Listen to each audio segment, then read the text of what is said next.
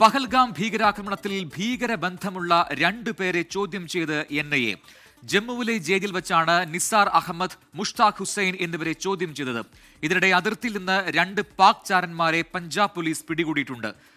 സിന്ധു നദീജല കരാർ മരവിപ്പിച്ചതിന് പിന്നാലെ പാകിസ്ഥാനിലേക്ക് ഒഴുകുന്ന ചെന്നാബ് നദിയിലെ ജലത്തിന്റെ അളവ് ഇന്ത്യ കുറച്ചു.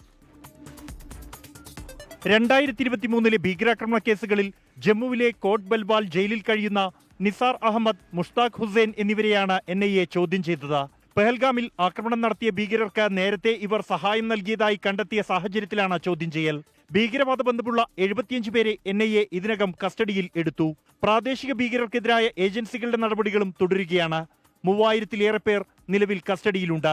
അമൃത്സറിലെ കരസേന കന്റോൺമെന്റ്, വ്യോമസേന താവളം എന്നിവയുടെ തന്ത്രപ്രധാനമായ ചിത്രങ്ങളും വിവരങ്ങളും ISIക്ക് കൈമാറിയ പലക് ഷേർ മസിഹ്, സൂരജ് മസിഹ് എന്നീ 2 ചാരന്മാരെ പഞ്ചാബ് പോലീസ് അറസ്റ്റ് ചെയ്തു.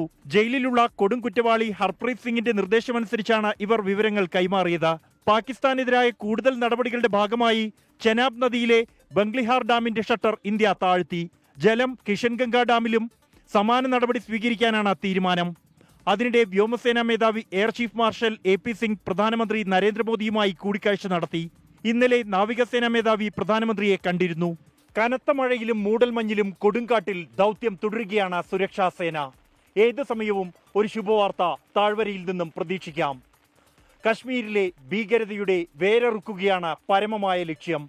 ബാരാമുള്ളയിൽ നിന്നും ജോഗീർ സിംഗിനൊപ്പം ബൽറാം നെടുങ്ങാടി, 24.